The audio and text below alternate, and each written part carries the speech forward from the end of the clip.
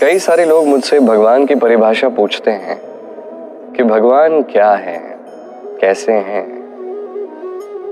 अब देखिए, भगवान हो, आपका स्वप्न हो या आपका लक्ष्य भी क्यों ना हो, पूर्ण तभी होता है, उसे प्राप्त तभी कर पाते हो जब आपका दृष्टिकोण शुभ होता है, जब आप मानते हो कि जो मैं पाना चाहता हूं वो यथार्थ है। उदाहरण दूं तो किसी पक्षी को देख लीजिए जो वृक्ष की शाखा पर बैठता है, वहीं सो जाता है, गिरता नहीं है। क्यों? क्योंकि उसे विश्वास है कि जिस शाखा पर वो बैठा है वही उसका घर है। यदि विश्वास हो तो आपको पाषाण में भी भगवान के दर्शन होंगे। यदि विश्वास नहीं तो भगवान समक्ष भी क्यों ना आ जाए, आपको नहीं दिखेंगे। तो बस विश्वास कीजिए। इसी विश्वास के आधार पर आपको वो सब कुछ मिलेगा जो आप पाना चाहते हो। जन्म और मृत्यु, एक जीवन का आरंभ, एक जीवन का अंत। अब ये एक चक्र है और हर चक्र की भांति इसका भी जहां से आरंभ होता है वहां पे अंत भी होता है। अर्थात हर एक मनुष्य जिसने जन्म लिया, उसके जन्म के साथ ही ये निश्चित हो जाता है कि उसकी मृत्यु भी अवश्य होगी। इस संसार में ऐसा कुछ भी नहीं है जो सदा सदा के लिए रहेगा। अब ये हम सभी जानते हैं। हमारे पास जो जीवन हमें मिला है, जिसे हम जी सकते हैं, उसमें हम क्या करते हैं वो महत्वपूर्ण होता है। कुछ ऐसा कर जाइए कि जीवन के पश्चात भी अमर रहे। हमारा कथन, हमारे कर्म इस संसार में प्रेरणा भर दे। और यदि प्रेरणा हम ना भी दे पाए तब भी ये संतोष होना चाहिए कि हमने हमारे जीवन को व्यर्थ नहीं किया। इस जीवन को जीने की चाह में हमने समय व्यर्थ नहीं किया। और इस जीवन को जीने का सबसे श्रेष्ठ मार्ग यही है कि कब मृत्यु हमारी होगी, कैसे हमारी मृत्यु होगी, इस चिंता को त्याग कर हम वर्तमान में जिए, आज में जिए, आज कर्म करें और आज जो संकट सामने है उसका सामना करें। भविष्य के मार्ग अपने आप खुल जाते हैं। आपके जीवन में संकट की बड़ी बड़ी चट्टानें आएंगी। उन चट्टानों को इतना दुर्बल बना दीजिए कि भले ही आप वहां से चले जाओ, आपके पीछे जो भी उस मार्ग से आ रहा है वो भी बड़ी सरलता से उस चट्टान को तोड़कर आगे निकल जाए। स्मरण रखिए, आपके प्रयास का अपना एक महत्व है। यदि आप किसी किले पर ध्वज लहरा भी न पाए तब भी आपके प्रयास का महत्व कभी कम नहीं होगा।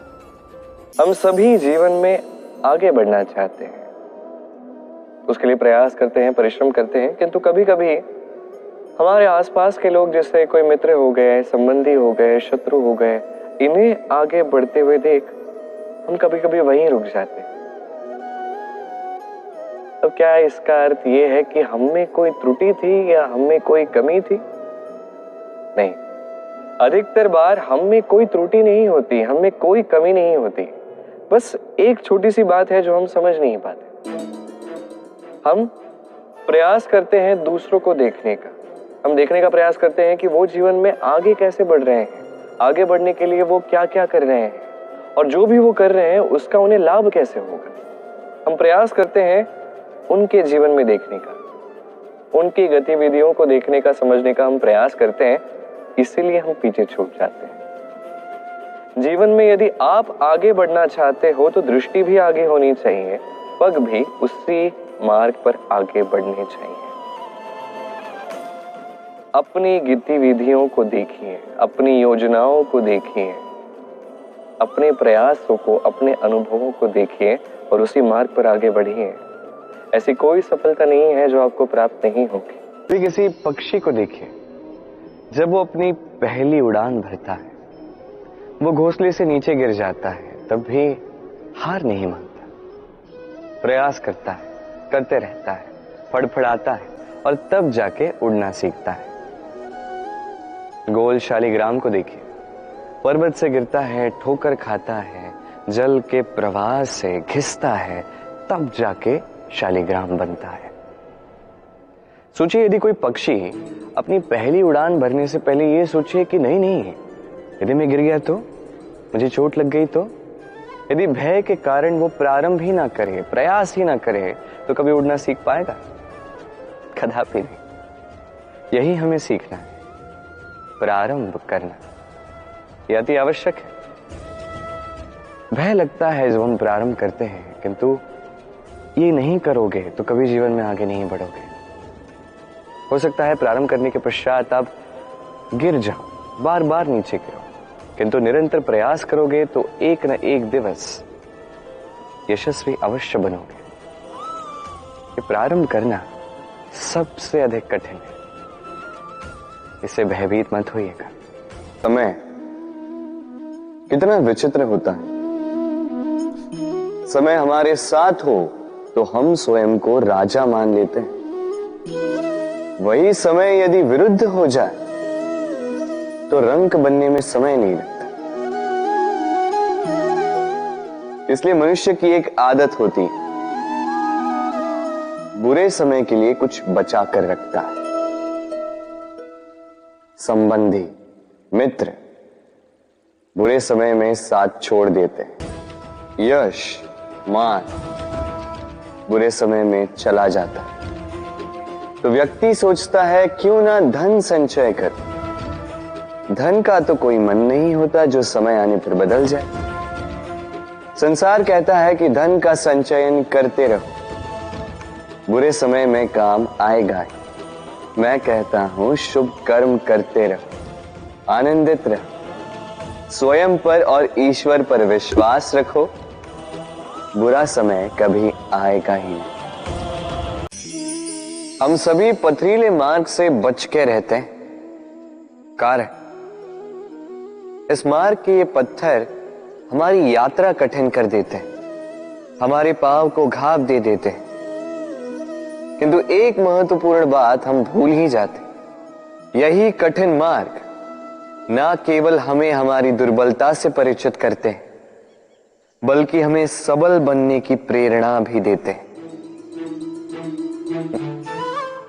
अब यही होता है समय के साथ। सभी लोग अच्छे समय की प्रतीक्षा करते हैं, अच्छे समय के लिए परिश्रम करते हैं, उसी की चिंता करते हैं, किंतु भूल जाते हैं कि अच्छा समय कई बार हमारे विवेक को भ्रष्ट कर जाता है। वही बुरा समय हमारी बुद्धि को उचित राह पर ले आता है। दिन का कितना छोटा, कितना हल्का, कितना अब कि इस पे मुहावरे बने। किंतु सोचिए, यदि कोई हवा का झोंका इस तिनके को आपकी आंख में डाल दे, भयंकर पीड़ा का अनुभव होगा आपको। सोचिए यदि ये तिनका ढेर बनकर चिंगारी लगा दे, समस्त वन को जलाकर रख सकता है ये छोटा सा तिनका। इसलिए स्मरण रखिए, जीवन में कभी किसी के आकार पे मत जाए और कभी भी स्वयं के छोटे होने पर ग्लानि मत कीजिए, क्योंकि छोटा अस्तित्व समय आने पर बड़े से बड़े अस्तित्व को समाप्त कर सकता। इसलिए अपने से बड़ों के समक्ष अभी स्वयं को नीचा मत समझिएगा और अपने से दुर्बलों का कभी अपमान मत कीजिए। सब जैसे हैं वैसे सुंदर, इस रचना का सम्मान करना सीखिए। राधे राधे।